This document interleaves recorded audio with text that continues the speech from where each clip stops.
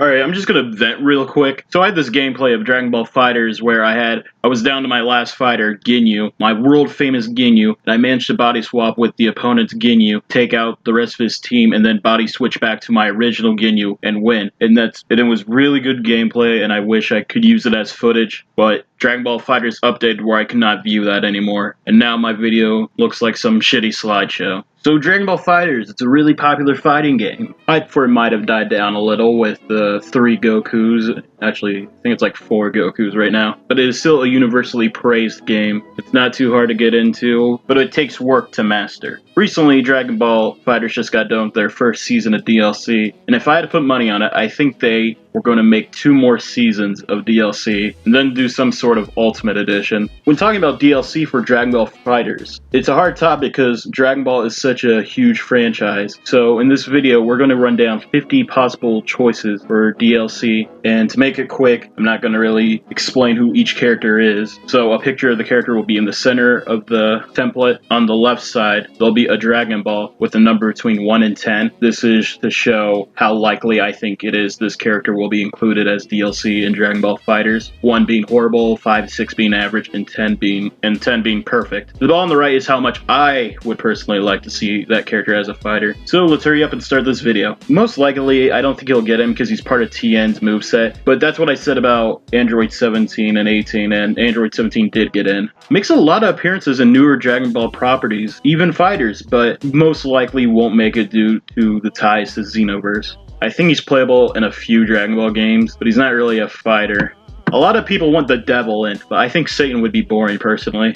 He is referenced a lot in this game, but I think his moves would be lacking, and there's no point in putting him in now. She's the obligatory GT reference, and Dragon Ball games like putting her in other games as DLC anyways. Like the differences between Frieza and Cooler, I think another Namekian would be cool, and I could see this guy as a bruiser. So Vegito is in the game, and people still want this guy. Kind of like Krona, and how she's in a lot of properties, but the difference is people actually like Krona. The only thing this guy has going for him is he's fast, and there are better Pride Troopers. A movie character that looks like Goku? I'm surprised he's not DLC already. One of the lesser Frieza henchmen, though I like playing him in the Budokai games. He's probably one of the most forgotten Dragon Ball villains, but he could work. We all know she's never gonna show up again, and her having a gun doesn't help. Hands down, one of the fan favorites from the Tournament of Power. I'm surprised he wasn't in the base game. And sure, you could argue he's too powerful, but it's not like they care about power levels when Yamcha outclasses Beerus in this game. Again, I thought they put all 3 Boos in the game, but he's unlikely now. After seeing the first season of DLC, I could definitely see them putting in this guy. A fan favorite in Super, and is more involved in Super than he was in Z. I think he's a really popular choice that a lot of people want in the game. Probably the second best original Dragon Ball choice, and him being a Namekian and having a different fighting style would also be pretty cool. She is a fighter, and I would really like to see her playable, but I don't think Dragon Ball would ever make her playable. I could see this guy having a transformation gimmick. He's probably the most likely character who's from the Frieza saga who isn't already playable, so that's not saying much. People really like this choice, but I don't think the movie he's from is well known. If he didn't get in the game eventually, I would genuinely be shocked. Same deal as Tapon, honestly, but let's be real. This form blows. Let's get him this form instead. One of the lesser Z fighters, I could see a moveset based around his sword and leaping across the stage. Again, if they had to put a Xenoverse character in, it'd be Krona. Probably the second most likely GT character, but that's not saying much. I'd like if he got in, but I don't think that would ever happen. Well, she is the most featured fighter in the Tournament of Power that wasn't from the main 3 universes. Let's be real, no one likes this guy. Member of Frieza's race being put in, and he is popular. There's a fan-made Dragon Ball fighting game where Babidi is a really interesting fighter, but that would never be implemented in this game.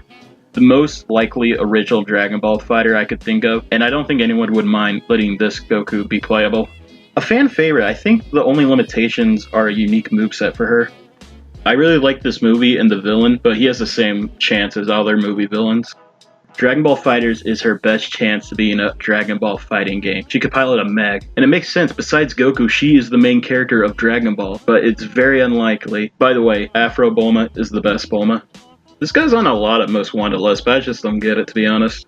I could see him being a really unique bruiser with a God of Destruction transformation. She's shown up a lot lately, so I would not be surprised. I think it's a different enough form where they can tweak the moveset, and he's another Goku. She's essentially a female Broly. I don't think she's as popular as Khalifa, though. No, that ain't happening. I think it would be cool, and he's a capable fighter, but I don't like his chances. All three Universe 6 Saiyans are popular enough. I could see him being a fast, light Saiyan fighter. A third fusion character would be neat, and it's a way of killing two birds with one stone. There's over 3 Gokus, there's 3 Vegetas, might as well have 3 Gohans. A fan favorite, but the only thing holding him back is he can't fly, but hasn't stopped him in the other Dragon Ball fighting games. I think he could have pretty cool moves, but he's a forgotten Dragon Ball character. I think he's bland, honestly, and it's unfortunate he's the last one on our list. With Dragon Ball Heroes, I don't know enough about that show, so I won't comment on fighters from that show getting in. As for the new Broly movie coming out, I could see new costumes being added, and possibly a second Broly variation, but I don't know how well that would go over. So the first season of DLC for Dragon Ball Fighterz, the information about that season was pretty much leaked, and every choice on there was correct, but the same guy also predicted the Season 2 DLC. And if you don't want to know what it is, you can just click off right now. But this is the rumored second DLC. First is Gogeta and Tapion. I guess they're going to be movie-based fighters. I could see them making Gogeta different from Vegito. And with Tapion, I could see him more focused with his sword than a character like Trunks. Next 2 characters are Raditz and Zarba, and I'm just going to call them the Frieza Henchman Pack. Raditz is a pretty popular Dragon Ball character as far as games go, and with Zarbon, like I said, I could see how they could have a transformation tech gimmick for him. Next is Videl with the Great Sandman Assist and Master Roshi. Both of these are very popular characters, and I'm just going to title this Z Fighter Pack. And finally, we have Kaba and Kale with the Khalifa assist. And these are just the Universe 6 Saiyans. I think people would have preferred Khalifa with a Kale assist, but I can imagine people can live with this. All 3 Saiyans are pretty popular. Like I said, I think there'll be 3 seasons of DLC, and while no information, as far as I know, is out about Season 3, these are my own predictions of what it could possibly be. First, we have Kid Goku and Pan, the original Dragon Ball and GT pack. Kid Goku could use his staff, he could use the Flying Nimbus, other than a cutscene intro. He could have the murdering headbutt. And like I said before, with this, I don't think people would mind having another Goku in. As with Pan, it's more of the company that always puts her as DLC in things, and if it's not Pan, I could see maybe King Piccolo and just having an original Dragon Ball Fighterz pack, but I feel like they want to represent GT in some way. Next, we have Ultra Instinct Goku and Whis, and I'll just title this the Super Pack. Ultra Instinct Goku, I think, was very popular and all the hype around it when Super was ending. I think people would be more forgiving for Kid Goku than Ultra Instinct Goku, but at the end of the day, I could see it being a really cool character. As for Whis, I'm surprised he wasn't in the base game. Ian Sinclair's voice, so that's a plus. But it's not like power levels really matter in this game. Next, I think they're going to have another movie pack. We had Bardock and Broly. We're rumored to have Tapion and Gogeta, so I think a villain focus pack would be ideal. Lord Slug being a Namekian would be pretty cool, and I think Android 13 is a very popular movie villain. Finally, I think we're going to have Topo and Jiren, and then those are the Pride Troopers from the Tournament of Power. I don't think they're going to make DLC without referencing the Tournament of Power in some way. Topo has a less chance, but I'm positive Jiren's going to get in. And here are just some of my most wanted. Like I said, with King Piccolo, he's a personal favorite. The King Piccolo arc was a favorite arc of mine in Dragon Ball. And I'd like another Namekian. I think there's stuff that Piccolo doesn't do that you could do with another Namekian. Yajirobe, he stopped the Great Ape Vegeta. He gets the senzu beats. He deserves respect. And I think having a samurai character who can jump around the stage and being sword-based would be pretty cool.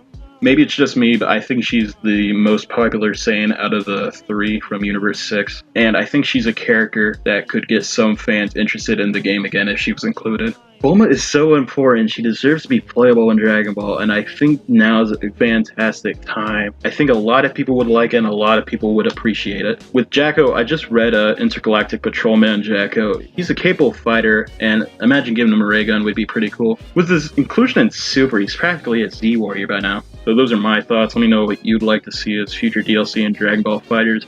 Do you think there'll be future DLC? Do you think we're just done now? And tell me if I missed anybody. I went on a lot of wish lists and stuff, and these were pretty much the recurring characters. I'm your buddy Brady. Have a nice day.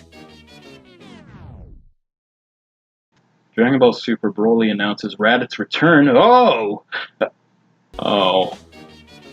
Kid Raditz.